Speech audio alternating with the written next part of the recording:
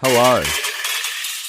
In this video, I'll show you sample edit. So let's get started.